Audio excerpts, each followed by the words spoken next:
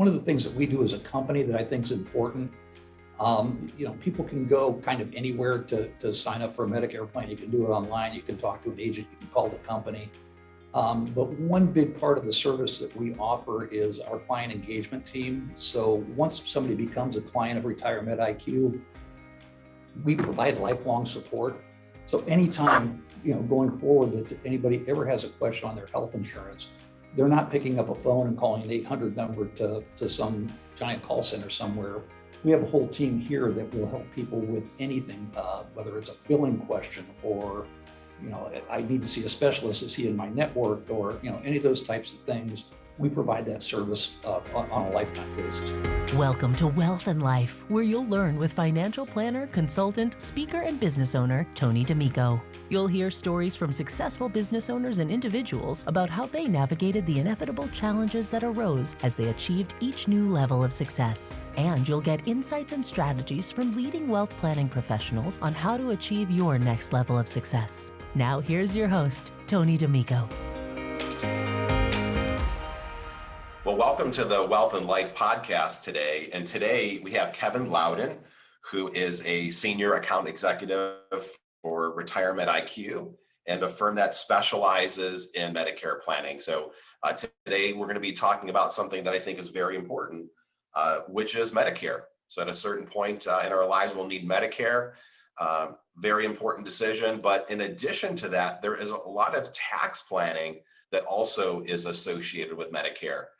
So really, I would contend that this podcast is about Medicare planning and also about Medicare tax planning. And we'll talk about the different elements of someone's comprehensive financial plan and the tax considerations as well as you kind of head into Medicare as your primary insurance source. But as I mentioned today, we have Kevin.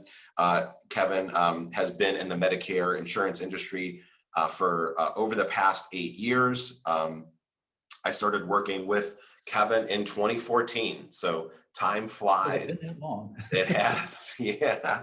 And Kevin has done a fantastic job for our clients in providing them education around Medicare. And they're an independent broker that has access to hundreds of different carriers, and they're independent. So they help our clients with the education piece and then really learning about them, their healthcare needs, their prescription needs, whether they're going to be traveling a lot in retirement and other factors that'll help them come up with the right Medicare supplement or Advantage plan to go along with their other parts of Medicare that they have. Kevin not only works with our clients, but he also works with a lot of other employer groups, hospital groups. Kevin works with major hospitals in the Cleveland area, Akron area, Cincinnati, Dayton, and even some groups in the Columbus area. So RetireMEDiQ is an advisory service based out of Dayton, Ohio. And again, they work with clients that are transitioning from their group plan to Medicare. And they've provided guidance to over 500,000 individuals over the past 15 years. Tony, you gave us an extra zero. It's 50. Oh, I'm sorry, 50,000. My bad. Yeah. No, thanks, Kevin. Well, Kevin, thank you for correcting me there. But welcome to the podcast. Well, I'm glad to be here, and if anybody can turn 50 into 500,000, it's the guys at Fidato. Another good joke. That's great. Well, Kevin, how about give our listeners and viewers maybe a little background on Medicare and kind of what it is. So Medicare, Tony, as you mentioned, is kind of everybody's health care as they move from their group plan into retirement, or some people are obviously on individual plans out there. But for people turning 65, Medicare is kind of where they're headed. It is a federal system that's been around since 1965. Lyndon Johnson signed original Medicare into being back then. And actually, Harry Truman was the first Medicare recipient. So Again, the system's been around since 1965. It has evolved over the years from just basically medical and hospitalization insurance to include prescription drug coverage. And then there are a number of different ways that people can kind of mitigate their healthcare costs, because Medicare is not and was never really intended to be kind of 100% coverage for people, in retirement. So it's kind of an 80-20 type thing. So as part of the plan for retirement, people need to kind of look at the Medicare plans that are available to them out there and determine which sort of plan is the best one that's going to fit their needs. Great. So I think what you're referring to is a little bit about kind of how there's these different parts of Medicare, right? It's kind of a alphabet soup, if you will.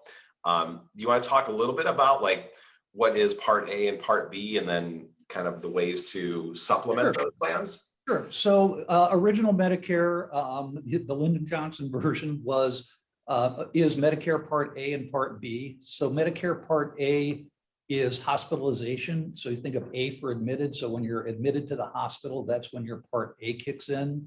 Most people get Medicare Part A at no cost, so there's no premium for it. And the reason for that is that we've all paid Medicare taxes for our whole working life. So anybody that's worked for at least 10 quarters and had Medicare taxes come out of their check, they get Medicare Part A at no cost. If you just have Part A and Part B only, so you're just kind of original Medicare only, there is a deductible that you meet for Part A when you go into the hospital. And that varies from year to year. But again, there's no premium for that. Part B is kind of everything else. So doctor's visits, emergency room visits, durable medical equipment, anything that's not done in an inpatient setting is going to be covered under Medicare Part B. Medicare Part B does have a monthly premium now. It's for most people, it's $148 and change per month. But this kind of goes back to your earlier comment around tax planning. Depending on what your income is, your Part B premium may be higher. And that Part B premium is determined by a 2-year look back on your income taxes. So for this year, for example, they will look at your 2019 taxes. If as an individual you made $88,000, or if you're an individual filer, I should say, and filed making $88,000 or under, you'll have that 148 and change Part B premium. If you made more than that, that's a good thing because you're doing well financially, but you will pay a higher Part B premium. And there are kind of 4 graduated steps for that. For couples filing jointly, kind of the same formula. It's $176,000 though versus $88,000. And again, if you're under 176, you pay that standard Part B premium. If you're over, then you'll have that income adjustment for Part B. So those are kind of the two building blocks. And then the third piece is Part D, which is Medicare prescription drug coverage. And that's kind of a whole different thing. There are individual standalone drug plans out there as well. Great. So just to maybe kind of help our listeners. So when you say Part A, you have to work, I believe you said it was 10 quarters? 40 quarters, 10 years. Or 40 quarters. Okay. So 10 years. That's what I was hoping to clarify. So basically it's an equivalent to working for 10 years. So as long as you contributed for 10 years into paying the taxes, then Part A is provided to you at no cost. That's absolutely correct. Yep. Yeah. And then I think another important point is, so, Kevin, you mentioned if somebody's married and they file jointly, and if their income is $176,000 or less, they pay the $148.50, right, for their Part B. There's no additional premium for Part D. But so if, I think the interesting there to point out to our listeners is that if your income is $1 over, right, you pay there's no proration or phase out, right? It's, you can have $1 more in income. And 176.01 puts you right into the next, or 176.001 puts you right into the next bracket. And that is correct. Yeah. And, looking here at the numbers, Part B jumps up to $207.90. So about a $60 increase Correct. And then Part B is going up another, $12. So you're about a $75 increase per month. Right, and that's per person. Keep that in mind too. So it's Medicare differs from group insurance that people are used to throughout their working life in that it is very much an individual game. Everybody pays their own Part B premium. They'll pay their own Part D premiums. If they have supplements, those are going to be individual. So it's not just kind of a one size or one price fits all type thing. Yep, absolutely. Great. So Part A and Part B are the, and we'll dig into more maybe about some kind of tax planning strategies and how your income affects other pieces, kind of with Medicare and ways to mitigate that. Let's maybe perhaps save that for the end. But so Part A and Part B, as you mentioned, kind of cover about 80% of the, of healthcare needs. It is income related, right, for what your Part B and Part D premiums are, but, still relatively, wouldn't you say that Medicare is a lot more cost effective than, your health insurance? Just having a regular health insurance policy before you're on Medicare? Well, and that's a great question. That comes up a lot in the educational sessions that we do when I do presentations for employer groups and other groups. One of the big questions comes up because so many people are working past age 65 is, when I'm 65, am I better off on Medicare or should I stay on my group plan? And the answer is maybe. I don't know. And it unfortunately, you hate to say this, but in a lot of cases, it comes down to being a math problem. So with group plans, you're going to have deductibles, you're going to have your premium that you're paying for your group plan, and then whatever copays and so forth come along with that. Medicare, again, depending on the type of plan that you're on and how that works, you may have a situation where you have zero premiums except for your Part B in a Medicare Advantage plan, for example. Most Medicare plans are going to be very low, if not zero deductibles, at least for healthcare services, maybe not for prescription drugs. So that's one of the things that we help our clients with, is to sit down and say, okay, let's look at your group plan versus what you'd be looking at from a Medicare standpoint, and just kind of run the numbers and see which option makes the most sense. And what we find in a lot of cases is, especially with higher income folks, because they're paying that higher Part B premium, it may make sense to stay on the group plan because of the Part B premium. In other cases where you have people where two spouses are covered, for example, on the group plan, it may make sense for one spouse to leave the group plan and go on Medicare, and the working spouse to stay on the group plan because it's a better deal for them. There are just a number of different variables for that. And again, everybody, I'm going to say this throughout this, but everybody's situation is different. Everybody's mileage varies a little bit. So it's very important to kind of get the advice and counseling around what's going to be the best fit for your particular situation. Yeah, no, and you guys have done a fantastic job, with that piece where we have we have clients that are working past 65, right? Some clients work past 65. And then there's that question, what should they do? Should they continue on with their group healthcare plan at work? Should they switch to Medicare? Or, even sometimes, right, there, Kevin, cases that we've worked on together with your firm and our firm, sometimes it has made sense for them to just start Part A because there's no cost to it. And that's absolutely true. And there's no, especially when it doesn't cause any negative consequences to anything that with their benefits at work. So if that's the case, right, and there's no negatives to it, and they can just start Part A and, and not pay anything for it, right? Maybe talk about how that sometimes could be a benefit to someone.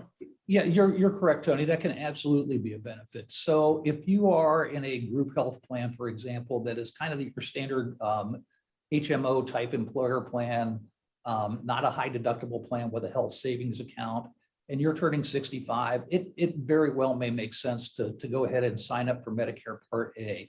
You can defer your Part B so that you're not paying those Part B premiums, continue to stay on your group plan. But what happens is Part A then becomes kind of secondary hospitalization. So it's a backup to your employer plan. That would be primary insurance. But Part A would be secondary hospitalization. And a great example, I have a good friend went to high school with. She was a school teacher at a parochial school here in Dayton. She did exactly that about a year ago. And I think signed up for Part A starting in January. Beginning February, she had some extremely serious health problems and spent weeks in the hospital. And that Part A coverage saved them thousands of dollars in deductibles and copays and so forth that her group insurance would not have covered, but Part A did for her. So, and again, she got that at absolutely no cost because she had premium-free Part A. So it can be excellent backup insurance. Yeah, yeah. Yeah, that's awesome to hear those stories, because these are sometimes decisions that have a big impact, Absolutely. one way or another. And but you're right, it is, like you said, it is a math problem. It you have to look at what type of policy the group healthcare plan is, and look at that person's healthcare needs, and really make a careful decision. So I think too, one of, you kind of mentioned, I guess, being in a healthcare plan through an employer that's HSA compatible, or that's compatible with a health savings account. So I guess, what are some of those ramifications there, or considerations? Yeah, so that also kind of gets into some thought and some planning around that. HSAs are wonderful things in that you are putting pre-tax dollars into a health savings account. Those dollars can be used. I mean, that's your money. You can use it after retirement to pay any copays or Part B Medicare premiums, or any of those kind of out-of-pocket things that you can use health savings account dollars for. Really, the only thing you can't use HSA dollars for is to pay Medicare supplement premiums. But again, that money is yours. A lot of people will invest that money. It will grow over time as they're working. But once you go on Medicare, you have to stop your HSA contributions. So you get into a couple different things. So let's say, for example, somebody is working past 65 and they want to continue to contribute to those health savings accounts. It's a little bit of a balancing act in terms of your healthcare usage. Do you want to still work, under that high deductible plan, pay those high deductibles, or does it make sense to go to Medicare versus funding that? But if it makes sense to continue funding the HSA, you absolutely don't want to go on Medicare, either Part A or Part B, because as I said, once you enroll in Part A, those HSA contributions have to stop. The other thing that then gets to be a little bit confusing is, let's say, for example, somebody's going to work till age 68 and they keep that health savings account going and they're making those contributions. They haven't enrolled in Medicare, but now they see their retirement coming up. It's time to enroll in Medicare. And so what do you do with the HSA? You'll want to stop those HSA contributions 6 months prior to your retirement, because what will happen is when you enroll in Medicare, Medicare will backdate your Part A effective date by 6 months, which puts you at the point where you would have had to have stopped those HSA contributions. So you don't want to get into any tax issues from that standpoint. And again, that's something that we help our clients with. It's a little bit of a gray area sometimes, and you kind of got to time it a little bit. But it's just kind of important to know that in the background, that 6 months before retirement, stop those health savings account contributions. Yeah, that's great, and I'm glad that you brought up that point. So that's really important. And with HSAs, they're powerful vehicles, right? I think it's one of the most underutilized provisions of the tax code. It's really the only thing that has that triple tax benefit, right? Where it's tax deductible when you make the contribution, it can grow tax free, and you can take the money out tax free as long as you use it for the qualified healthcare costs. So another just important consideration, and there's all these considerations on what is the right thing to do for that particular person or couple, right? And each situation is a little bit different. There's healthcare needs, prescription needs, right? That's really important to size up the right plan, their travel, how much are they going to be traveling? And then there's the tax pieces, like, what do they have an HSA? If they're working past 65 as well, what, should they continue on their group healthcare plan? Should they add Part A alone? Should they consider A and B with a supplement or an advantage? So a lot of different considerations there. Yeah, there is a lot to go into it. And as I mentioned before, it's an individual type thing. We really put a lot of thought into the initial decision as far as Medicare plans go. But then you can't just kind of think of it as a one and done. It's not like you get your Medicare plan and check that off the list. It's something that you really have to review every single year, just to make sure that there have been no changes in your circumstances and no changes in the plan. Yeah. And I think maybe one other thing to throw out for our listeners is that if they do work for an employer that has less than 20 employees, right, the decision's kind of made for you, right? You have to sign up for that is correct. Yep. Yeah, at 65, right? You have to sign up for A and B at that point in time. Yes, for employer groups under 20, you're exactly right. That's kind of the cutoff as far as Medicare is concerned. Medicare is going to be primary for you. You do want to make sure that you sign up on time in that situation, because if you sign up late, there are penalties that you'll pay, and you don't want to get in that situation.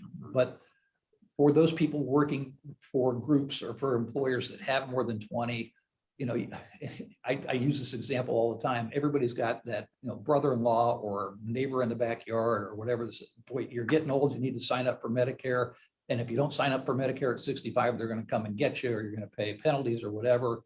Please understand, if you're going to continue to work and you want to stay on that employer plan, you can defer Medicare.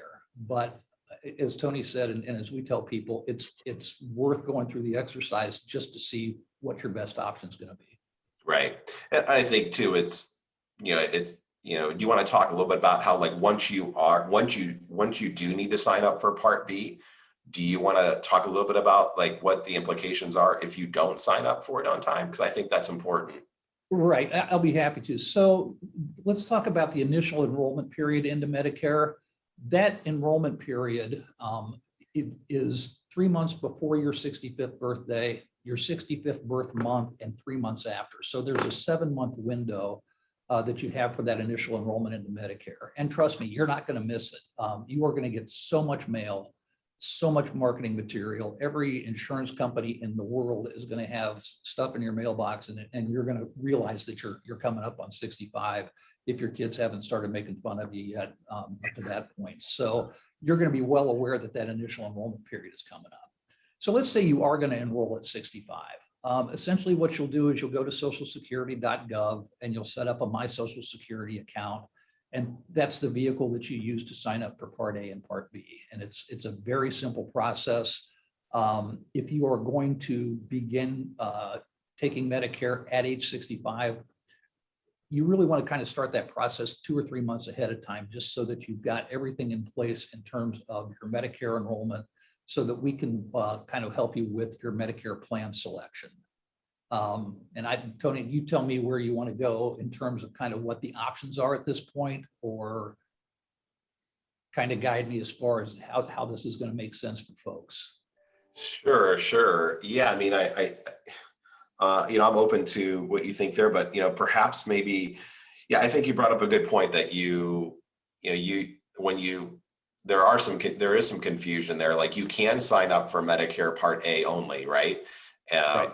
If it makes sense to, let's say, if you're working past 65, you have a great group healthcare plan, and you can add Part A, and there's no negative implications, right, to any of your benefits. Then when you add it, I think there's one common mistake is that you don't have to start Social Security at the same time, right? You can just sign up for Part A, but there is a point in time, right, where you do have to sign up for Part B. So that's basically, right, if your employer has less than 20 employees and you're 65, even if you're working past 65, right, you have to sign up for Part B, or within that 7-month window once you retire, right? If you were otherwise eligible on a group healthcare plan, correct? Then correct. So Yeah, so if you're working, again, two scenarios. If you're working past 65, you can sign up for A and defer B. And once you decide to retire, you'll enroll in Part B at that point. Your employer has a form that they will fill out that you submit to Social Security that basically says Tony is 67 years old, but he's been covered under our group insurance plan for the past 2 years. So you'll be good to go. At that point, you'll enroll in Part B with absolutely no penalties or anything like that. It's just the same as if you would enroll at 65. But Part B is what kind of triggers the whole decision around what Medicare plan you're going to enroll in. So there are people out there that just have Medicare Part A and Part D along with a prescription drug plan. We don't recommend that. It can be Sure. a huge financial disaster because, as we've mentioned, it's kind of an 80-20 thing.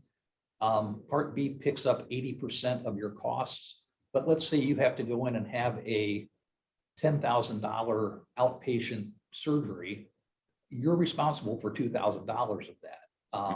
That happens a couple of times in a year or whatever, and all of a sudden you're looking at some fairly serious cash outlays for healthcare costs.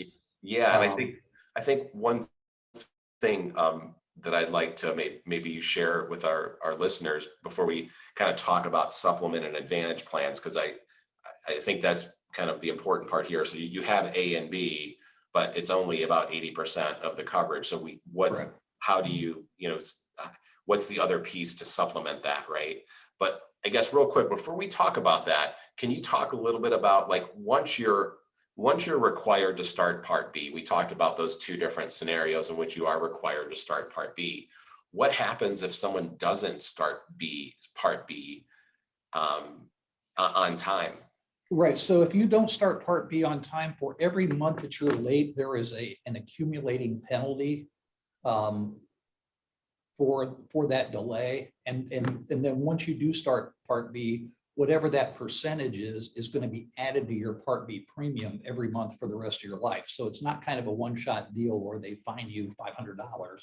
It's an ongoing penalty for late enrollment in Part D, and also in Part B, and also in Part D drug plans. Same story. You want to make sure you enroll in those on time. Yeah. I'm glad that you shared that because I think this talks about the importance of all these different moving pieces and the importance of just planning ahead of time. You're better off having a conversation about Medicare planning. I really think when someone's 63 to have that conversation. I don't think it's too early to start the education process, with you guys and with your financial planner as well, and to have those conversations. So that way those things don't happen, because I've seen that happen before where people just didn't, they somehow did not sign up on time, and it's a permanent penalty the rest of their life. And so, yeah, glad that you mentioned that. And but I think what I kind of sense that you were kind of moving towards, what I think is really valuable is, again, we have Part A and Part B, kind of the foundation of your Medicare coverage, but it needs to be supplemented. So do you want to talk about how, supplement and advantage plans and, the difference between the two and how Part D fits into those different scenarios? Sure. So, we've kind of skipped over Part D a little bit. Part D of Medicare is prescription drug plans. So if you think about it, you've really, once you're ready to enroll in Medicare and kind of go forward, you've kind of got two paths that you can go down. So Part A and Part B are kind of table stakes. Everybody enrolls in Part A and Part B. You have to have those to do either a Medicare supplement or a Medicare Advantage plan. So let's talk about the left fork in the road, if you will. So you've got your Part A and your Part B. And you decide that you want to have a Medicare supplement plan. And a Medicare supplement plan is simply a medical insurance plan that kind of picks up the slack where Medicare leads off. So I mentioned that $10,000 outpatient surgery, for example. Medicare is going to pay $8,000 of that under Part B because it's an outpatient procedure. Your Medicare supplement will pick up, if not all, at least a significant portion of that balance. It gets really confusing because there are 9 different versions of Medicare supplement plans. They all cover things a little bit differently. Some are more comprehensive than others. Medicare supplement plans in terms of costs will also have a premium associated with them. And again, it'll depend on two things, either the insurance company that you're buying your supplement from, as well as the type of supplement that you get. So let's pick on Anthem and Humana, for example. Those are kind of the two of the larger carriers out there. If you buy a Plan G Medicare supplement from Anthem, it will have the exact same benefits as the Plan G that you get from Humana. The only difference is going to be in the premiums that you pay. So that premium at age 65 is going to be X dollars. It will go up every year as you get older. It will also go up every year just kind of due to inflation. So you got to kind of keep that in mind, again, as part of your financial planning in retirement, because it's going to be a part of your budget that you have to have going forward. Medicare supplement plans are nice because they will be accepted by any provider that takes Medicare. So regardless if you are in your hometown seeing your hometown doctor, or you're in Florida seeing a doctor in Florida, as long as that provider takes Medicare, he'll take your Medicare supplement. When you're first enrolling in Part B, Medicare supplements are what's known as guaranteed issue. So there are no health questions asked, regardless of any pre-existing conditions that you might have. You can enroll in a supplement at the time that you initially enroll in Medicare Part B, no questions asked. So we're on path one, we're at original Medicare with a supplement. And then you also have to have a prescription drug plan, because A and B don't cover prescription drugs. Part D covers your prescription drugs. So again, a separate piece and another premium that you'll pay. So now you've got your Part B premium, you've got your supplement premium, you'll also have your drug plan premium. Drug plan premiums are relatively inexpensive. They'll go from, the $20 or so a month range to the $50 or $60 or so a month range. And what we do is we sit down and look at the prescription medications that you take and do the research on the various drug plans that are out there to make sure that the drugs you're taking, or excuse me, that the plan you're getting is going to be the most cost-effective one for the drugs that you're taking. Those plans typically will have a deductible associated with them, and then you'll have copays for your prescriptions.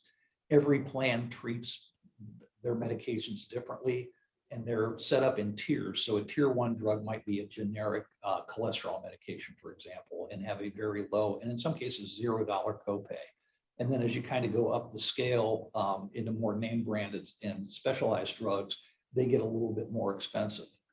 The thing to keep in mind is that not all drugs are going to be covered by your drug plan. They can kind of pick and choose which ones they're going to cover and how they're going to set them in their copay structure.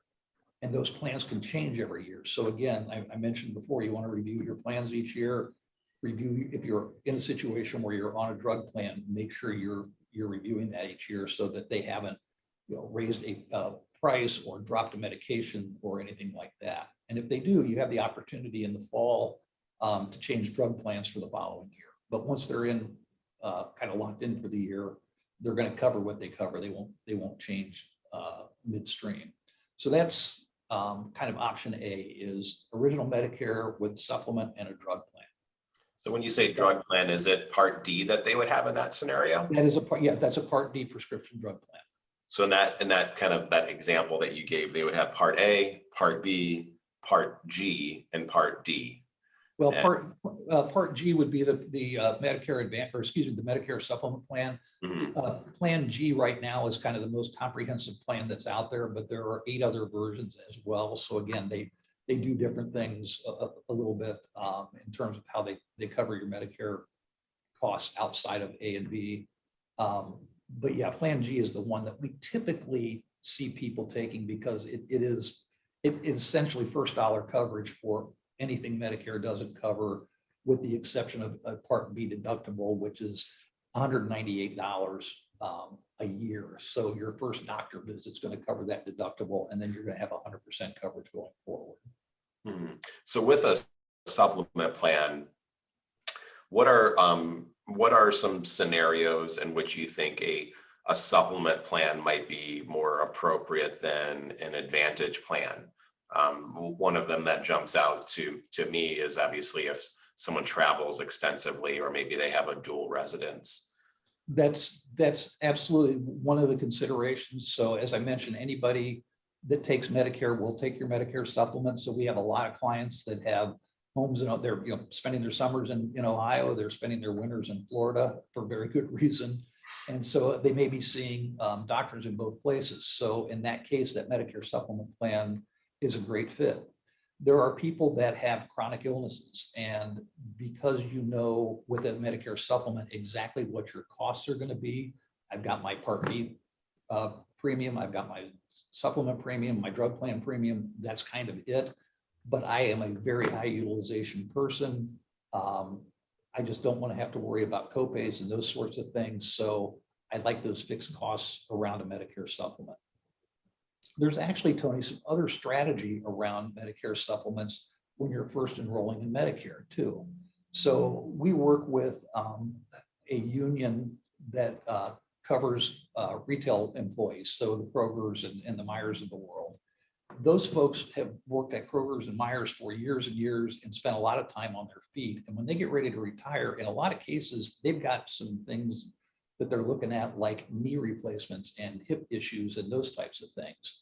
In a lot of cases, they will start with a Medicare supplement, get that quote unquote tune up for, over the first year or two that they're retired. They know what their costs are going to be. They can kind of get those things done. They're otherwise in great health. So after being on the supplement for a couple of years, they could switch from a supplement to an Advantage plan and just kind of go forward from there. So it depends a little bit on what your health situation may look like at the point that you're retiring, and kind of what your immediate needs might be. So again, it's not a one size fit all. It's not a cookie cutter type thing. Mm-hmm. There are multiple ways to kind of look at it. Yeah, that's really interesting. So not just maybe they don't have chronic health issues, but if somebody does, they want to consider that supplement plan because there's no underwriting, but maybe they have some health issues that are temporary, like you're mentioning. Exactly right. It might help to look at that from that perspective. Awesome. Any other reasons that those are the main ones. I mean, you've got the people out there that are just risk averse, or they just, I want to know what I'm paying. I don't want to mess with it going forward. It is what it is, and I'm happy to do that. The thing that you kind of have to keep in the back of your mind, though, as I mentioned, is that those costs will increase every year in terms of the premiums that you're paying. Part B premiums go up every year. Your supplement premiums are going to go up every year. So it's just a function of your overall retirement planning to be able to bake those costs in as you're looking at what your expenses are going to be after retiring. Great, very, very helpful. So besides the supplement plans options, right, which is like you mentioned, Plan G, and there's other plans, right, that all have a letter from the alphabet, right? Yes. The other option is an Advantage plan. So yeah, talk to. I'm curious. So Medicare Advantage is kind of the other fork that you can take in the road. So Medicare Advantage is a completely different animal from supplements. So you've got your A and B and your supplement, your drug plan, all kind of individual and separate over here. Medicare Advantage think of it as kind of an all-inclusive type thing, or an umbrella type plan, in that Medicare Advantage plans combine your Part A and Part B benefits along with your Part D drug coverage. So you don't have to have a separate prescription drug plan. Your Part A and Part B benefits are included. But Advantage plans are a little bit more like what people are used to from their employer plan, in that they are typically HMO or PPO type plans. So you have to give a little thought to, when you're selecting your plan, is my doctor in my network or in my plan's network? The hospital that I prefer, is that in the plan network? The drug coverage varies from plan to plan. So again, it's important to research your prescription drugs as you go in. Medicare Advantage plans can be very low, as in zero, or very, very low premiums each month, but you'll have copays when you use services. So under a Medicare Advantage plan, and these are kind of general ballpark numbers, when you go to see your primary care physician, it might be a $5 or $10 copay. If you go to an emergency room, it might be a $90 copay. It's going to vary a little bit from plan to plan. Each plan is going to have its own copay schedule, but you'll know that going in each year.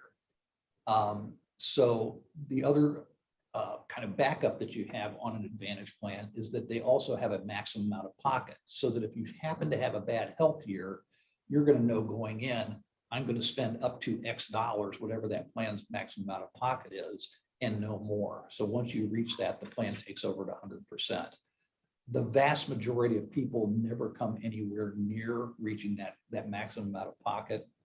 They just kind of pay their copays at the time of the services that they get and go forward from there. Medicare Advantage plans for healthcare, hospitalization, or medical situations will not have deductibles. There may be a deductible as far as your prescription medications are concerned, but there's no deductible to meet in terms of your medical insurance. So again, kind of a nice thing there.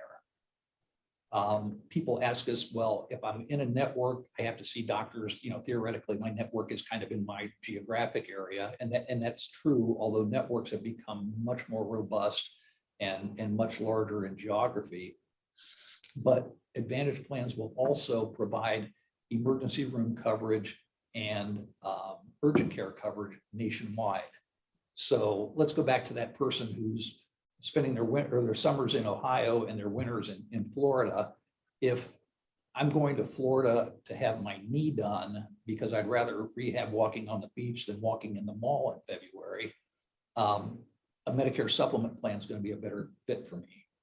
If I'm going to Florida to play golf and go fishing and not see the doctor, a Medicare Advantage plan may be a great fit, because if I happen to wake up one morning and have the flu, I can go to an urgent care. I've got that benefit through my Medicare Advantage plan. I'll pay my copay. They'll give me a prescription, and I'll go on and finish my winter in Florida. If I wake up with chest pains, I can go to the ER. If I am admitted because I'm having a heart attack, I'm considered in network because I went into that hospital in Florida through the emergency room. If I just had bad shrimp the night before, and that's why I'm having chest pains, they're going to take care of that. I'll pay my ER copay and go home and go on with life from that standpoint. So again, you're not stuck in a Medicare Advantage plan due to the network situation. Makes sense. So I guess with an Advantage plan, no pun intended, but what do you think are some of the advantages of an Advantage plan versus a supplement plan? The couple of big advantages for Advantage plans. Thanks. Now we're into this. Number one is the low or zero monthly premiums. But something that Advantage plans do that Medicare supplement plans do not do is that they include a whole laundry list of supplemental benefits outside of what Medicare covers. So Medicare Advantage plans will typically include things like a fitness benefit through an organization like Silver Sneakers, for example. They will typically have some basic dental and vision coverage. And then depending on the plan, it just kind of snowballs from there or expands from there. There are plans that will provide transportation to doctor's visits, meals after a hospital stay, Fitbits, home health devices like grab bars and those types of things. There are even Advantage plans out there that will provide food for service animals. And I mean, the list just kind of goes on and on. So if you happen to be in a situation where you have kind of a special situation, if I need hearing aids, for example, and I can find an Advantage plan that's going to cover my hearing aids are not inexpensive. There are plans out there that will provide over $3,000 towards hearing aids. Keep in mind, you have to stay in network, you have to go to a network provider, but $3,000 is $3,000. And if that's something that you need, it could be, just a huge savings. Y memberships are not inexpensive. And if you can get a free Y membership through an Advantage plan, not a bad deal. So again, it varies from plan to plan. That's part of the conversation that we have with our clients is, tell us a little bit about, other things that might be going on, so that if there is a plan out there that seems to make sense for that person's particular circumstances, we can kind of look at those and see if there's a good fit for them. Awesome. Would you say that with Advantage plans, do they have similar, I guess, similar coverages for healthcare and doctor's visits, inpatient, outpatient as a supplement plan, or are they pretty similar, would you say? Correct. Yeah, absolutely. So again, you're looking at Medicare approved services. So if it's a knee replacement under a supplement, it's going to be covered by the supplement. Medicare will pay their piece, the supplement company will pay their piece. Same thing under a Medicare Advantage plan. The only difference is you're not paying those premiums. You'll have a copay associated with that procedure. And it's, again, it's going to be laid out depending on what you're actually having done or the service that's being performed. You'll know upfront what that copay is. And so that is, it kind of is what it is. And there are no surprises from that standpoint. Gotcha. Awesome. I guess anything else that you want to share about Advantage plans? Well, again, as I mentioned with the prescription drug plans on the supplement side, Medicare Advantage plans can change each year as well. So they can change their copay structure. They may change their provider network. They may change the drug formulary that they use. They can add drugs. They may change the tiering and so forth. So it may affect your drug prices.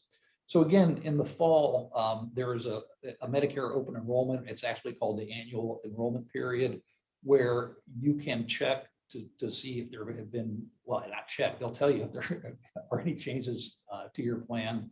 And then if there have been changes, you're able to switch plans.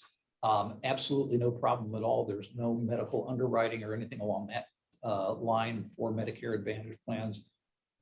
Once you're in, you can change plans every year if you choose to, or if it makes sense to. But again, I go back to Medicare is an ongoing type thing. So you want to review your plan every year just to make sure you're under the plan that's going to be the best fit for you. Yep. Yeah.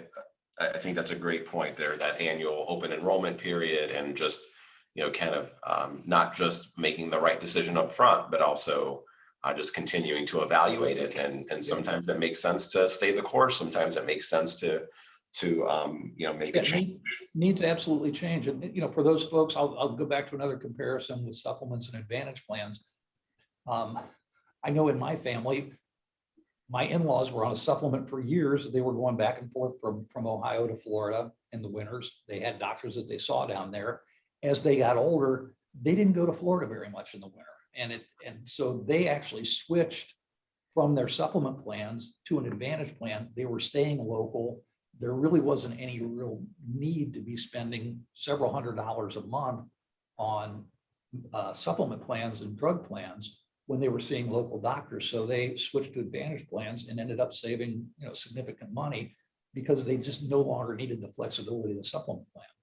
Yeah, absolutely. And yeah, just make that your story there, Kevin, just reminded me of how you and your team kind of helped me with my mom's Medicare plan while she was alive, and with her health issues there towards the end of her life, and just evaluating her plans for us and making some slight adjustments, which really helped. She was able to kind of get the care that she needed. She had a couple stints in skilled nursing after surgeries, and then was released home. But then my sister and I obviously both work, so we were able to help her out somewhat, but she was able to actually get care in the home, like as you mentioned. So just a personal thank you for that as well. So that's what we do. And again, I'm glad you brought that up, because it's one of the things that we do as a company that I think is important. People can go kind of anywhere to sign up for a Medicare plan. You can do it online. You can talk to an agent. You can call the company. But one big part of the service that we offer is our client engagement team. So once somebody becomes a client of RetireMEDiQ, we provide lifelong support. So anytime, going forward, that if anybody ever has a question on their health insurance, they're not picking up a phone and calling an 800 number to some giant call center somewhere. We have a whole team here that will help people with anything, whether it's a billing question or, I need to see a specialist, is he in my network, or, any of those types of things. we provide that service on a lifetime basis for folks. Yeah, no, I think that's important, right? I mean, we could, you know, we can talk about these planning decisions, but once they affect you personally, you know, then it's a different ballgame. And you know, even as a financial planner myself, and even for, you know, our team, you know, I always encourage them to, you know, implement things for yourself, right? Obviously, I can't start Medicare now, but I could help a family member, right, go through the Medicare process, and you really learn. You know, it's one thing to learn from a book, but it's another thing to learn from direct personal experience, and that really helps shape. And my guess is you may have found the same thing, but going through these experiences with your family and yourself helps you really advise other people much more effectively. You're absolutely, I mean, I do this for a living, and my dad, the last year of his life, had multiple surgeries, was in and out of rehab as your mom was, and skilled nursing and all that type of thing. I can't tell you how many times I came into the office and went over to our client engagement team and said, what am I supposed to do next? Because it does get very overwhelming. It sure does. Yeah, it sure does. So Kevin, let's talk a little bit about, you know, I think there are some important things about your service, you know, that I'd like to mention. So, and you can kind of, I'll kind of maybe share with you what I'm thinking, and you can talk about them. So from my perspective, one is you guys are independent. So you have access to all these different carriers. You have the, you know, access to the same carriers that AARP has access to in a sense, and correct me if I'm wrong, but you have all these different carriers that you have. I think that's really important for people to understand, that you guys take that educational approach, and you know, we're fiduciaries to our clients, where we have to put their best interest first above all else all the time. And I feel like you guys have that same fiduciary approach, and, you know, really learning about them, and then having access to all these different carriers. And I think that's really important. I've worked with other, you know, Medicare professionals that maybe have done a good job, but maybe they had limited carriers, or, you know, maybe they were, you know, didn't have as, you know, again, not as many carriers, or maybe not the expertise, or sometimes maybe they have just, you know, Advantage plans, and there may be more experts there and less on that side. So I think the fact that you're independent and you deal with supplement and Advantage plans, I think is really important. And, you know, from my perspective too, I think it's, you know, important to state, like, that when we refer a client to you that's in your coverage area, right? We do have clients in many different states, and you guys are in certain states. So when we are able to utilize you guys, we don't get any compensation from you, right? It's strictly a referral based upon that we feel that that our client would best be served, you know, by you. I think that's important to mention. And just overall your process. So, you know, I guess maybe hopefully I teed that up for you well, but I think those are some important things that that are important for people to understand. Well, yeah, and it is a process that we go through. When I work with, and I'm in a kind of a business development role with RetireMEDiQ. I work with you. I work with other financial planners. We work with literally hundreds of different companies and other organizations out there, labor unions, you know, you name it, kind of anybody that has people who might be aging into Medicare. And we have an educational process that we typically start at about age 63 through an email newsletter that we publish. And the thing that's nice about it is it's really pretty self-driven by the end user. We'll send you a list of topics, you pick what you're interested in, you tell us what or how often you want to get it, and it just kind of goes forward from there. Excuse me. If anybody's interested in that, there's a website up on the screen behind me. It's retiremediq.com/Fidalto. I can't say it, Fidalto Wealth. And if you go there, that'll give you kind of a little registration form. Just need your name and email address and birth date and zip code, and that'll get you the welcome email, and that'll kind of start the newsletter process. But then going forward from there, we also have advisors that you can work with, and they kind of fall into two categories. We have our program advisors, which is kind of the initial starting point. So anytime anybody ever has a question regarding Medicare, I'm getting all this stuff in the mail. What am I supposed to do? My uncle said this, anything that comes along, you can call those folks and they are more than happy to answer those questions kind of as you're leading up to retirement. And the phone number for that's up on the screen behind me as well.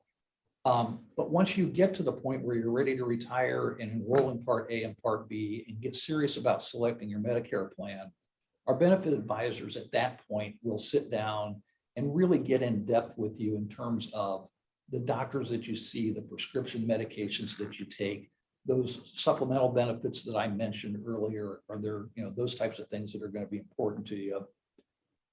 They'll talk through, how Medicare works, how Part A works and B works, and the differences between Advantage plans and supplement plans, so that you really do have a good understanding of what your options are and what your costs and so forth are. And then once you decide what you want to do, to your point, Tony, we work with virtually every major Medicare carrier out there. We have access to Advantage plans, supplement plans.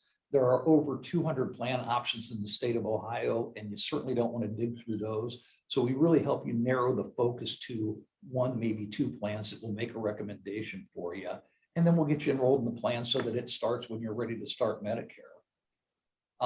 The nice thing about it is we don't charge our clients for our services. We don't charge you, Tony. We don't charge the groups that we work with, and we don't charge the clients that we enroll in plans. And the reason that we can do that is that when we enroll somebody in a Medicare plan, we get compensated by the insurance company, which usually drives the question, well, does insurance company A pay you more than insurance company B? And the answer to that is no. That whole compensation model or structure is very heavily regulated by the government. They set that up. So we really don't have a dog in the fight one way or the other in terms of what plan we sign somebody up for. We just want to make sure that you're on the best plan for your circumstances, for your financial situation, for your healthcare situation, so that you're comfortable and secure going forward, knowing that the health insurance plan you've got is the best fit for you. Yeah, that's really important. That's awesome. I think the other thing that popped into my mind as we kind of close out the podcast, I think, is just that collaboration. I think that's the other important piece. So, we work with a variety of professionals for our clients, right? They're tax professionals. We tend to quarterback this for our clients. So they're estate planning attorneys, risk protection specialists, Medicare, and that collaboration is really, really important and something that we value in working with you, and your team. There's been, various cases I can think of that, that our team has worked on with your team, and just the level of collaboration to not only get the client and the best, help them make the best decision up front, but then just that ongoing review, I think too, there's that ongoing tax planning piece too, that has that overlap with Medicare. And, because, as you talked about, if you go over a certain income level for the year, it causes the premiums to go up. And that income could come from, it's not just earned income, it's also distribution from an IRA that'll put you over, right? It could be capital gains. It could be a Roth conversion. There are people that sell businesses. I mean, any number of things can factor into what drives that Part B premium. And one thing I probably failed to mention at the beginning is that 2-year look back happens every year. So we have a lot of clients that come to us and let's say they've sold a business or something, they've had a financial anomaly, for lack of a better term, in 2019, for example, that's just never going to happen again. There is an appeals process that you can go through to maybe get that Part B premium reduced to what it should be based on what your quote unquote normal income might be. So we can't do that, but we can kind of help you get that done. But you're correct. There are so many factors that go into that. as far as Part B premiums go, we're happy to work with you on that. And to your point also, you guys do such a good job because you do take that holistic approach and look at, you're not just doing financial planning or retirement planning. You're looking at all those other factors for your clients that are going to impact their retirement in all those different ways going forward. So we appreciate the opportunity to work with you guys as well. Yeah. Well, thank you for the collaboration. I could think of one client that we had that did have an income anomaly, and how you were able to advise them on the appeals process and help them through that process. So that ongoing collaboration, I think, is really important, between us and, for our listeners, for those listeners that work with a financial planner, just that ongoing collaboration between your planner and the Medicare professional you work with. And also, in that one case, right, that where we had that client that had the income anomaly, we collaborated with you and the CPA. It was really a joint collaboration, right, to deal with these things. So that was not a simple issue. No. Let me mention one other thing, Tony, and I didn't mention this earlier. We are running into it might be a little bit pandemic driven. We are primarily, a Medicare broker, but we're running into a lot more situations where people are retiring at 65, but might have a younger spouse who is not yet Medicare eligible.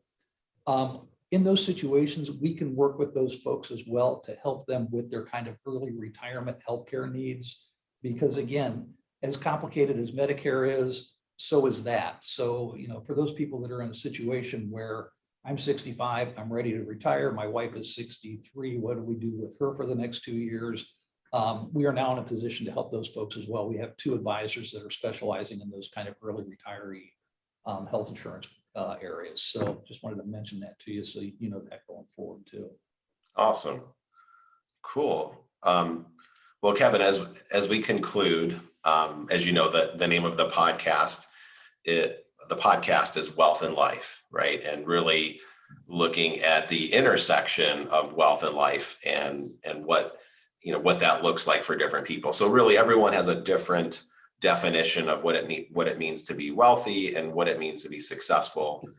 And Kevin, as I, think about, your career and the types of companies that you guys work for, the types of major hospitals that you provide this education and service to, and how you've helped us, you have what I would call a very successful career. But as you think about maybe the intersection of maybe wealth and life, or maybe how you view success moving forward, I guess maybe what does success look like to you? To be personally or to be professionally? Either. Professionally, it's funny. This is the best job I ever had. It's the first place I've ever been, and I started here as one of our advisors. First job I ever had where somebody hugged me on their way out the door, because Medicare can be so ridiculously confusing and so stressful for people, because there is just so much that goes into it and so much information that's hitting people. So from a professional standpoint, I got it. I'm here. Personally, I'm getting pretty close to retirement myself. I've got grandkids. They're a ton of fun, and so that's the wealth side for me right now. That's awesome. That's great. Well, Kevin, thank you very much. Thank you for your partnership, and thank you for sharing your expertise on today's podcast. Glad to do it, Tony. Anytime. We appreciate you guys as well, and thanks for doing this. This has been fun. Do you want even more ideas, tools, and resources on how to achieve the next level of success in your wealth planning? Check out wealthandlife.com, where Tony will cover the latest trends and wealth planning best practices for successful business owners, families approaching retirement, and comprehensive wealth management. And by subscribing to the Wealth and Life podcast, keep up to date with future episodes. Get it all now at wealthandlife.com.